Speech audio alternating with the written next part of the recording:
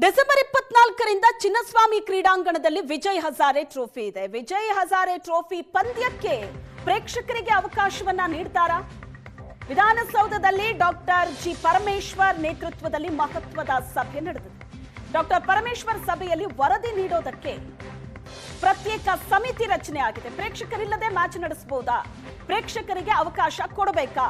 ಸಮಿತಿ ವರದಿಯ ನಂತರ ಪ್ರೇಕ್ಷಕರ ವೀಕ್ಷಣೆಗೆ ಅವಕಾಶ ನೀಡಬೇಕಾ ಬೇಡವಾ ಅನ್ನೋದರ ಬಗ್ಗೆ ತೀರ್ಮಾನವನ್ನ ತೆಗೆದುಕೊಳ್ಳಲಾಗುತ್ತೆ. ಸಂಜೆ ಚಿನ್ನಸ್ವಾಮಿ ಕ್ರೀಡಾಂಗಣಕ್ಕೆ ಸಮಿತಿ ಸದಸ್ಯರು ಭೇಟಿ ನೀಡೋದಕ್ಕೆ ಸೂಚನೆ ಕೊಡಲಾಗಿದೆ.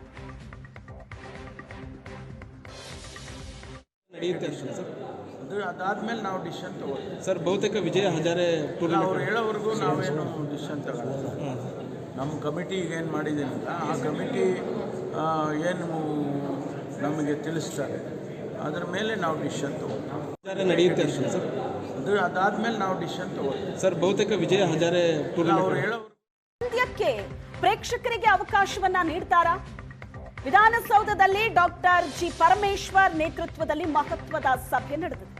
ಡಾಕ್ಟರ್ ಪರಮೇಶ್ವರ್ ಸಭೆಯಲ್ಲಿ ವರದಿ ನೀಡೋದಕ್ಕೆ ಪ್ರತ್ಯೇಕ ಸಮಿತಿ ರಚನೆ ಆಗಿದೆ. ಪ್ರೇಕ್ಷಕರಿಲ್ಲದೆ ಮ್ಯಾಚ್ ನಡೆಸಬಹುದಾ? ಪ್ರೇಕ್ಷಕರಿಗೆ ಅವಕಾಶ ಕೊಡಬೇಕಾ?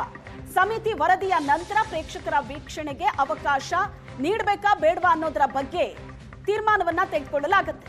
ಸಂಜೆ ಚಿನ್ನಸ್ವಾಮಿ ಕ್ರೀಡಾಂಗಣಕ್ಕೆ ಸಮಿತಿ ಸದಸ್ಯರು ಭೇಟಿ ನೀಡೋದಕ್ಕೆ ಸೂಚನೆ ಕೊಡಲಾಗಿದೆ. ನಡೆಯುತ್ತೆ ಸರ್. ಅದಾದ್ಮೇಲೆ ನಾವು ಡಿಸಿಷನ್ ತಗೋತೀವಿ ಸರ್. ಬಹುತೇಕ ವಿಜಯ ಹಜಾರೆ ಅವ್ರು ಹೇಳೋವರೆಗೂ ನಾವೇನು ಡಿಸಿಷನ್ ತಗೊಳ್ಳೋದು. ನಮ್ಮ ಕಮಿಟಿ ಏನು ಮಾಡಿದ್ದೀನಲ್ಲ ಆ ಕಮಿಟಿ ಏನು ನಮಗೆ ತಿಳಿಸ್ತಾರೆ ಅದರ ಮೇಲೆ ನಾವು ಡಿಸಿಷನ್ ತಗೋತೀವಿ. ನಡೆಯುತ್ತೆ ಸರ್. ಅದಾದ್ಮೇಲೆ ನಾವು ಡಿಸಿಷನ್ ತಗೋತೀವಿ. ಸರ್. ಬಹುತೇಕ ವಿಜಯ ಹಜಾರೆ ಅವ್ರು ಹೇಳೋವರೆಗೂ